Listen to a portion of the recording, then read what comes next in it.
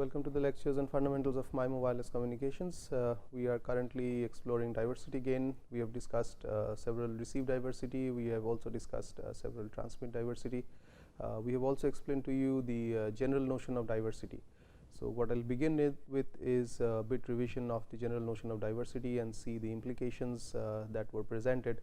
So, some minor or some fine conclusions that can be drawn yet from that. And once we discuss that, we will move on to the transmit diversity mode that are still remaining for us to explore.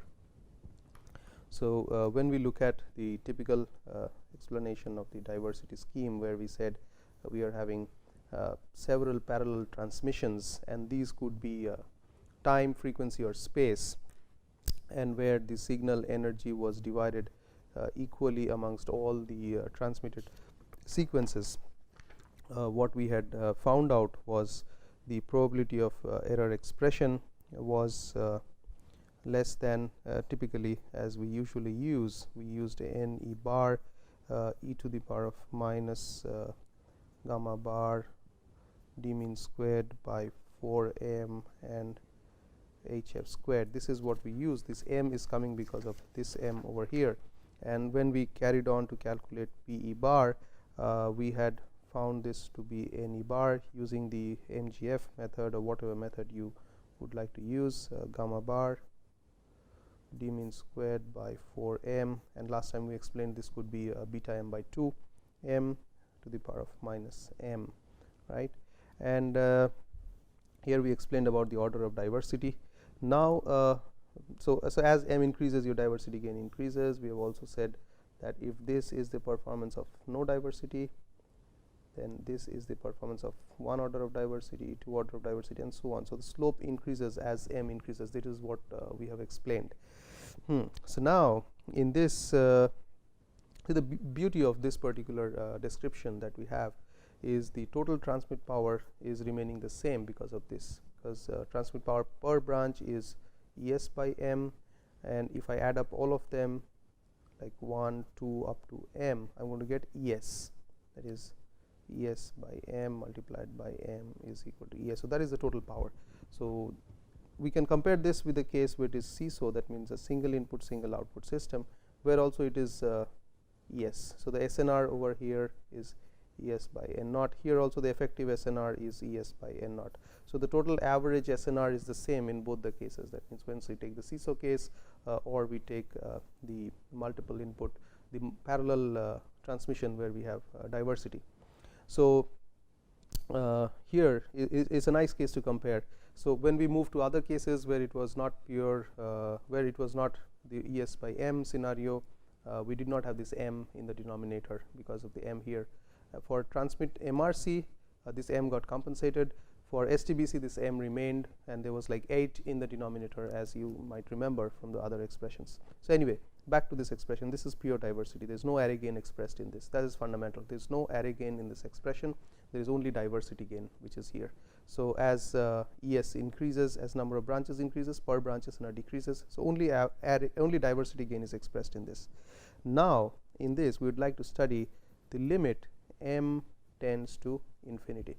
This is a very, very important condition that we are saying, that suppose I increase the number of transmissions to infinity while keeping the same constraint on transmit power. What we mean is that suppose I have a single antenna to transmit, single antenna to receive. So, here the total transmit power is Es and average SNR is Es by n naught. Compared to this, I consider a situation where I still have Es as the transmit power, yet I send several of them. What is going to happen? I am not going to change the average transmit power, neither am I changing the average received power. So, average SNR of this link is remaining the same. There is no array gain.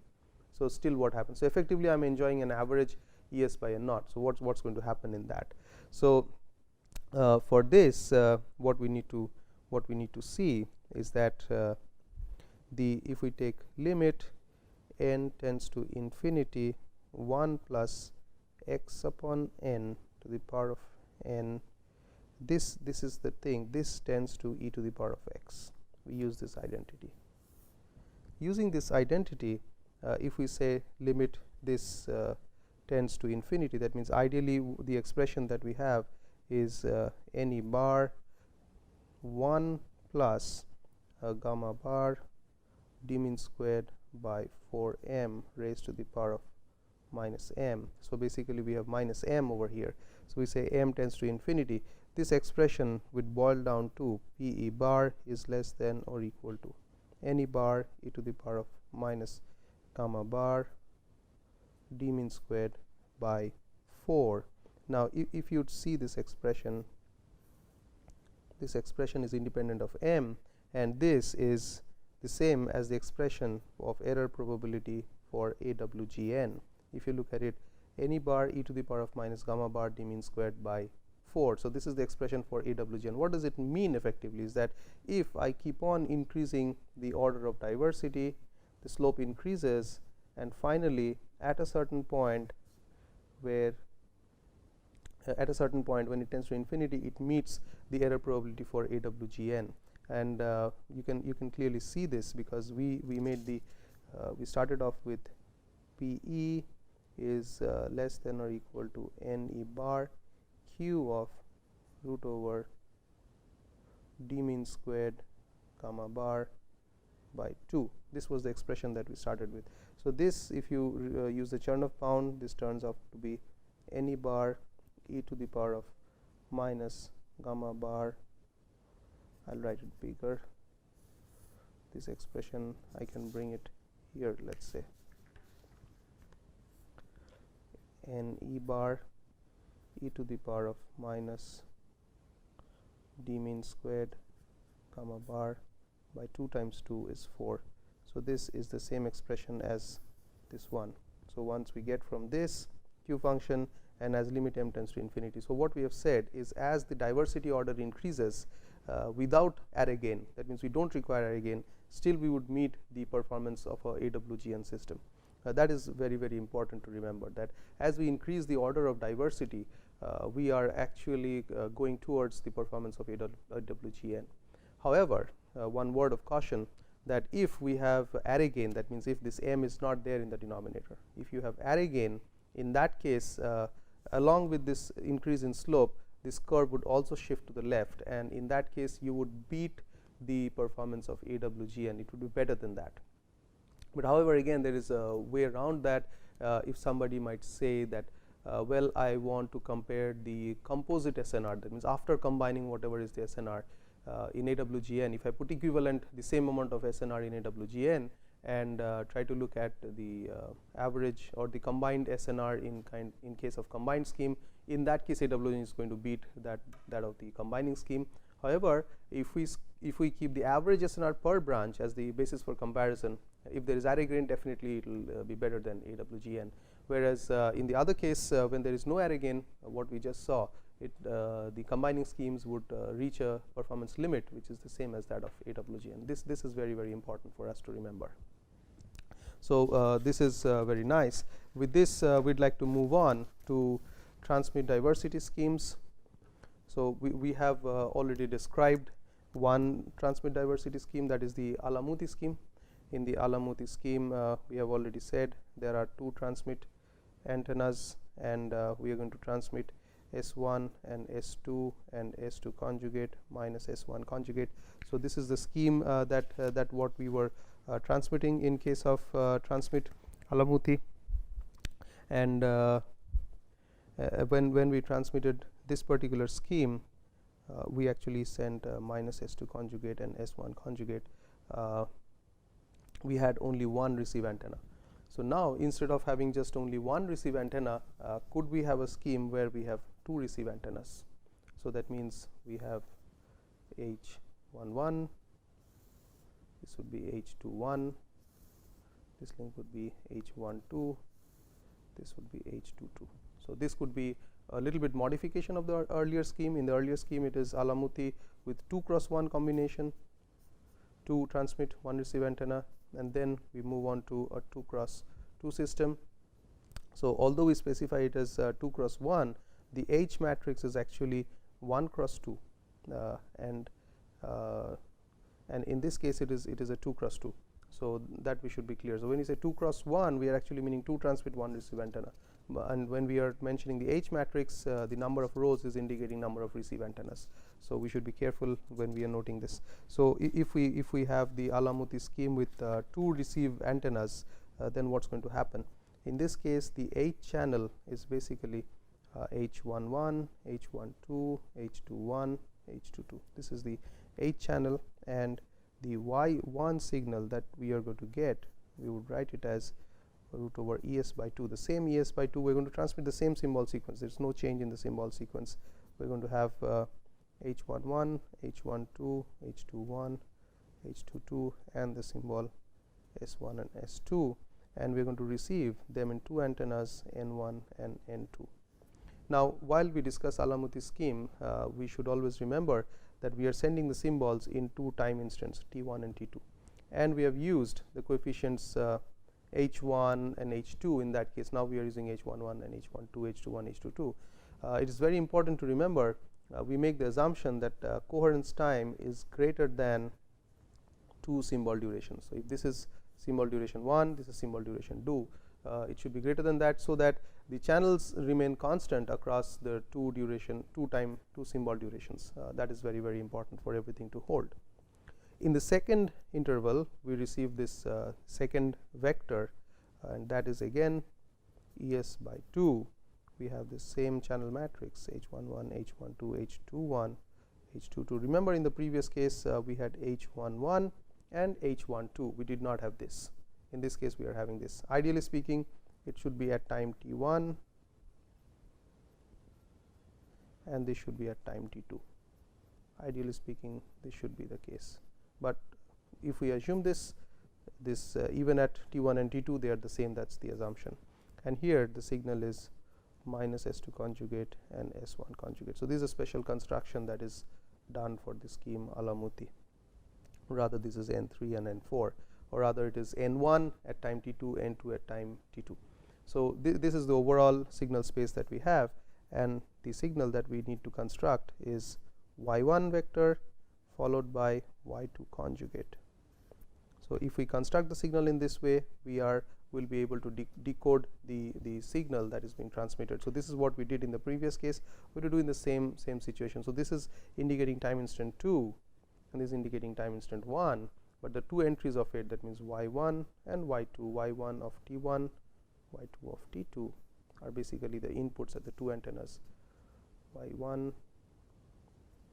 Y2 at time 1, and again Y1 at time 2, Y2 at time 2.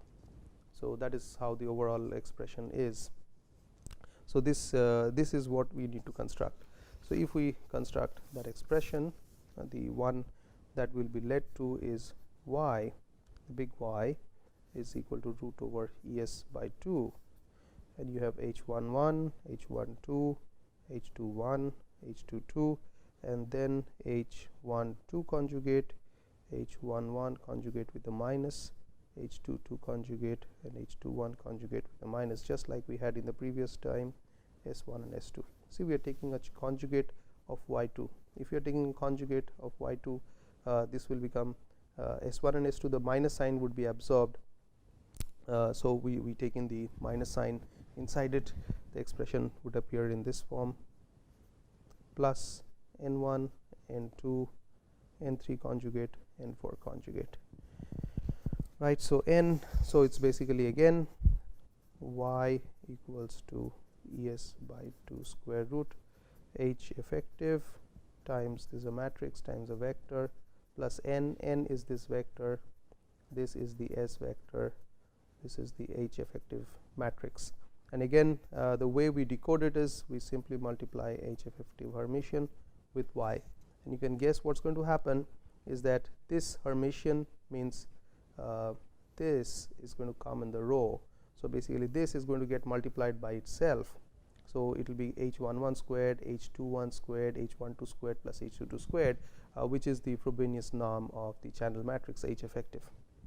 And if you take the crossed elements, that means this multiplied by this, you are going to get the terms which are going to cancel out each other.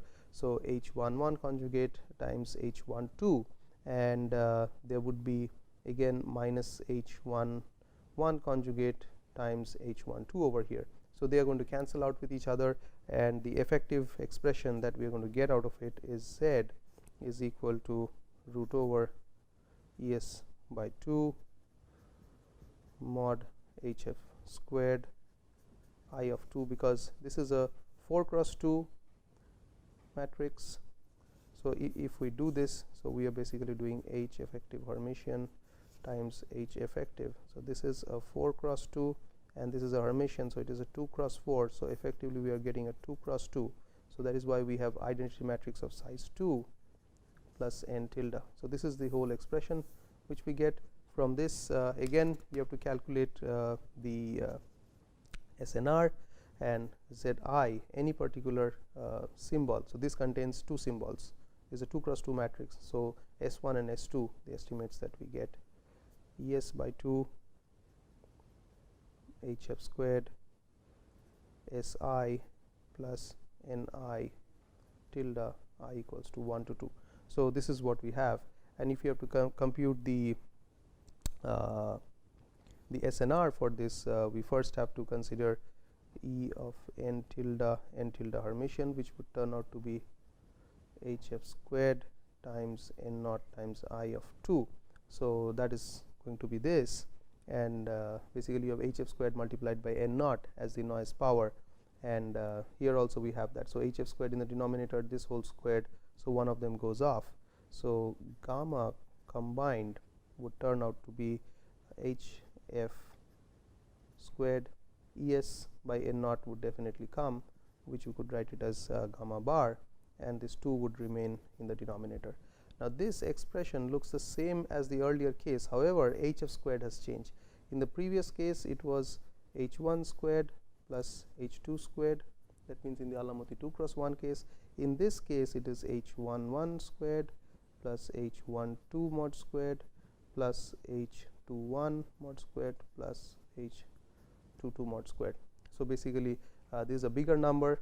So if you would take the expected value of this, in this case it is 2, in this case it is 4. So that means here the size is more and you have a bigger value to this. So moving on to forward with the error probability expression, what you're going to get is probability of error.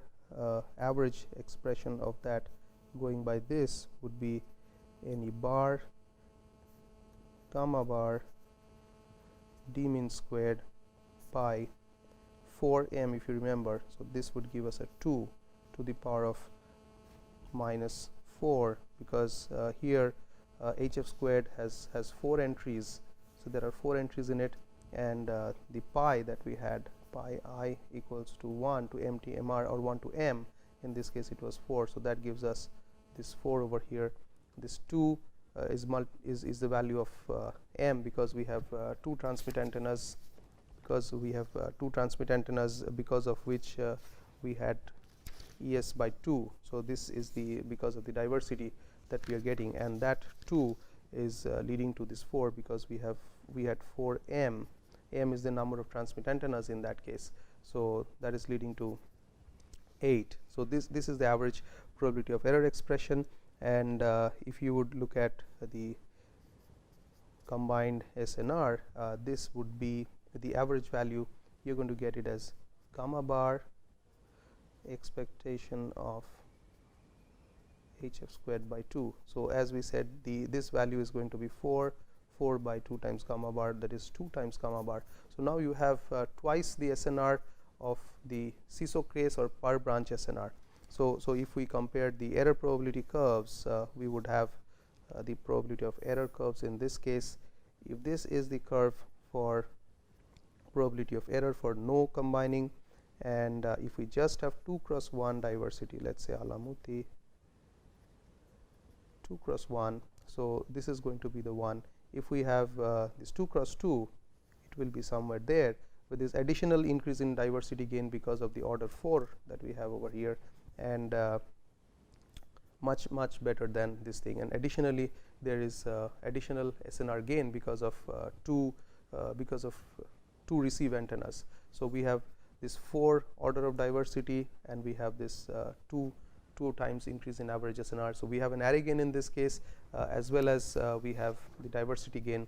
So we have exploited all the 4 branches in diversity gain, and we have also used up the 2 receive antennas for achieving array gain compared to the previous case. So this is another method, and you can simply go on and keep on adding antennas at the receiver in order to have more and more array gain into the system. So as long as you keep your transmit antenna with 2, the same processing algorithm should help in getting the appropriate diversity gain and average array gain that we are looking at.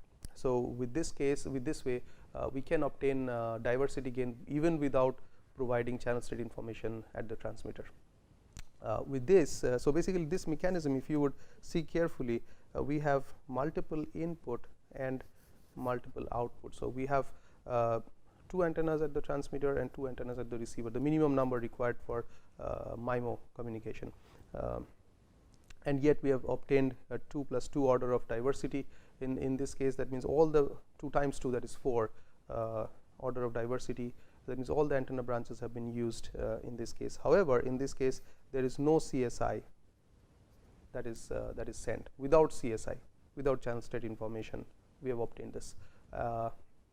Now we would like to move on to the scheme which uses channel state information at the transmitter and tries to obtain this performance. So we are still at diversity.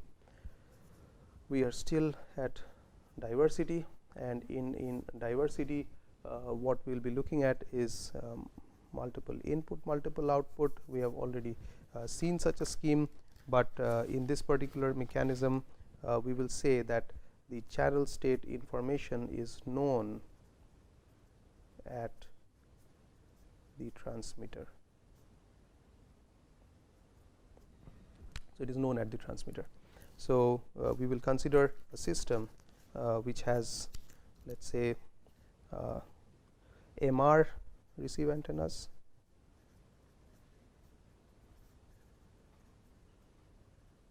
and we have MT transmit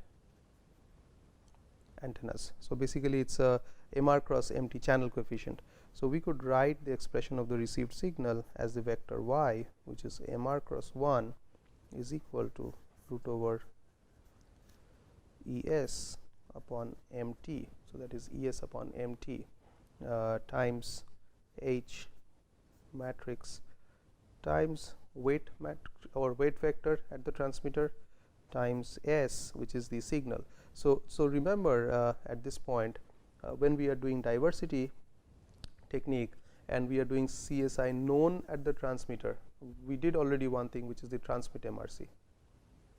So in that case we had sent the symbol S across all the antennas, but they were weighed by appropriate weight vectors or coefficient and sent to the different antennas.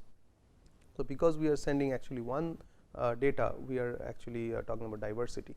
In case of Alamuti, we had S1 and S2 and S2 conjugate minus S2 conjugate and S1 conjugate. So here you could argue that we send 2 different symbols, but overall in 2 different time T1 and T2, overall we have sent 2 symbols. So that means per symbol time we have sent 1 symbol. So overall we have actually not gone to something known as the multiplexing, although it appears to be multiplexing, it is not multiplexing, which we will see later. So at this point all I am trying to say is when you are doing diversity, you are basically sending the same information across all the different branches or the different paths that exist. So we have this S over here plus noise. So this is also MR cross 1, and this would be spatially white. That means 0 mean, circular symmetric, complex Gaussian, spatially white. We could add this thing, and this is MT cross 1. We have an MT again to ensure that the total power is maintained. So that means we would put the criteria W must satisfy the Frobenius norm of W squared is equal to MT. Remember we said this is the total strength of the particular matrix or the vector that is there, and this is to maintain total